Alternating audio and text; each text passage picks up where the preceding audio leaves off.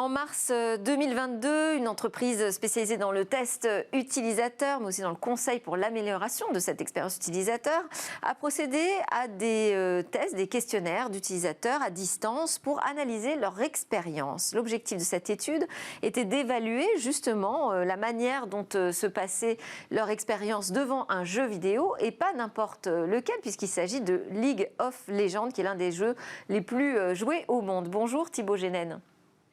Bonjour Delphine. Alors, vous êtes le président fondateur de cette société qui a réalisé ce test, Fairpection. Déjà, on va parler du choix du jeu, League of Legends, qu'on peut appeler LOL plus rapidement. C'est pour vous, j'imagine, un cas d'école sur ce qu'il faut faire pour s'assurer d'avoir un nombre d'utilisateurs conséquent, parce que je disais, c'est le premier jeu joué au monde, 180 millions de joueurs actifs décomptés en octobre 2021 selon Riot Games, donc l'éditeur. Est-ce que pour autant, c'est un modèle à suivre à 100%? C'est effectivement tout en l'ambivalence, elle est dans votre question. C'est une réussite extraordinaire, bien sûr, LOL. Et à côté de ça, ça a été aussi une surprise pour nous quand on a fait cet exercice, finalement, ce petit test utilisateur, pour en reparler ensuite avec différents éditeurs de jeux, puisqu'il a révélé que, notamment, dans la première phase d'apprentissage et ce qu'on appelle l'onboarding, hein, couramment dans le jeu vidéo, il y avait plusieurs obstacles et des choses clairement à améliorer. C'est-à-dire, Et vous pour le parlez dire concrètement, du moment où le joueur lance une séquence, ou alors du moment où il découvre pour la première fois le jeu? alors, et même avant cela, en réalité, même avant de découvrir le jeu, au moment où il le télécharge, en fait, on a vu que pendant l'installation du jeu, il pouvait déjà y avoir des choses qui venaient miner son expérience, des choses aussi bêtes que de pas arriver à lancer le jeu une fois qu'il était téléchargé sur un ordinateur, ou à ne pas trouver un pseudo, à ne pas pouvoir rentrer un pseudo de joueur en fait facilement.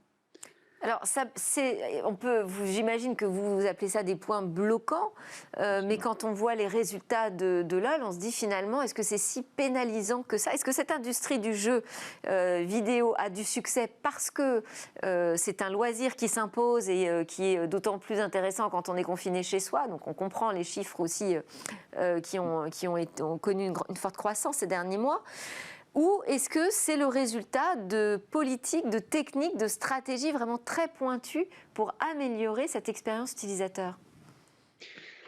Dans le cadre de LOL, ce qu'on voit, c'est que clairement, il manque des choses en fait dans ces premières phases avant de commencer le jeu, et même au début, lors de ce qu'on appelle le tutoriel, donc qui sont des phases où on fait des actions basiques pour apprendre à prendre en main le jeu.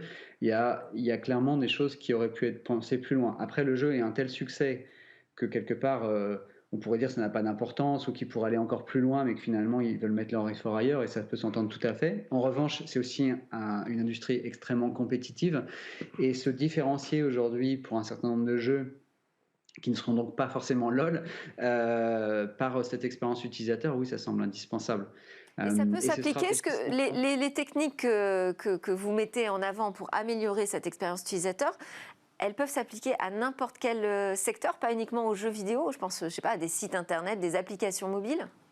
Bien sûr, la grande majorité de ce que nous on fait n'est pas dans le jeu vidéo. Ça va être des cas comment dire, de services grand public, de sites internet ou d'applications mobiles, mais aussi des services qui sont rendus à des professionnels, et même pour aller encore plus loin, des expériences qui ont une existence à la fois digitale, mais également dans la vie réelle. Un exemple de ça, c'est évidemment le click and collect. Est-ce que l'information que j'aurais trouvée sur un site internet va être correctement, va me donner une expérience correcte une fois que je vais venir chercher mon produit en magasin, par exemple. Donc toutes ces expériences-là, effectivement, se testent et ensuite peuvent s'améliorer. Alors, une grande partie des techniques sont liées au bon sens, hein. Au final, c'est est-ce que j'ai la bonne information au bon moment? Est-ce que je comprends facilement cette information? Et est-ce que je peux agir facilement sur cette information? Alors, si vous dites que c'est assez évident, assez naturel, pourquoi c'est pas davantage appliqué? Pourquoi tous les services numériques, finalement, ne profitent pas de cette expérience aussi simple et fluide que vous décrivez? Parce qu'arriver, je ne vais rien vous apprendre Delphine, mais arriver à synthétiser et à mettre exactement la bonne information au bon moment, à être le plus percutant, le plus concis possible, ça demande beaucoup de travail, ça demande d'avoir digéré énormément de choses en amont, énormément d'informations et d'avoir évacué toutes les informations qui ne sont pas les plus pertinentes. Évidemment, ça se joue sur la forme, ça se joue aussi sur le fond. Donc voilà, il y a quand même, on va dire que le principe est très simple.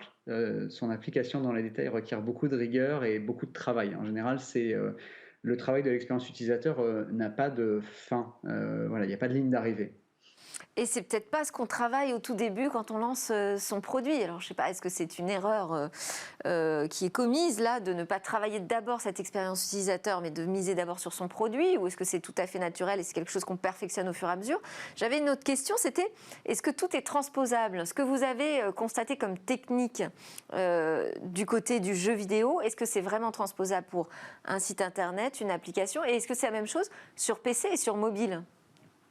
Euh, Non, effectivement, tout n'est pas transposable. Je pense qu'on ne pourrait pas avoir, nous, de succès s'il y avait une dizaine de règles d'or qu'on pourrait appliquer systématiquement. Des contextes différents vont faire que quelque chose qui semblerait tabou dans la plupart des cas va extrêmement bien marcher dans d'autres.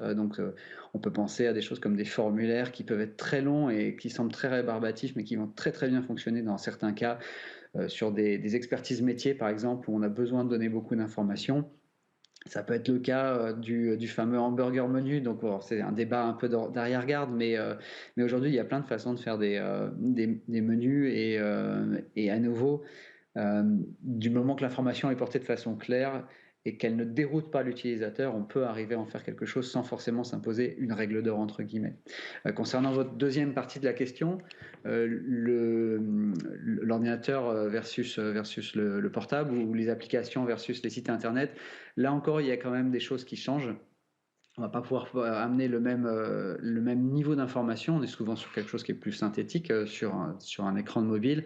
Et concernant les applications en elles-mêmes, ce qu'elles nous permettent, c'est souvent d'appeler les fonctionnalités natives du téléphone, mais également de garder une relation. Donc on est plus souvent dans quelque chose qui est de l'ordre du relationnel et de l'intime. Donc on change finalement, au-delà même de l'expérience, on va aussi changer les fonctionnalités qu'on va proposer. Et donc, par essence, dans un deuxième temps, l'expérience qu'on va proposer.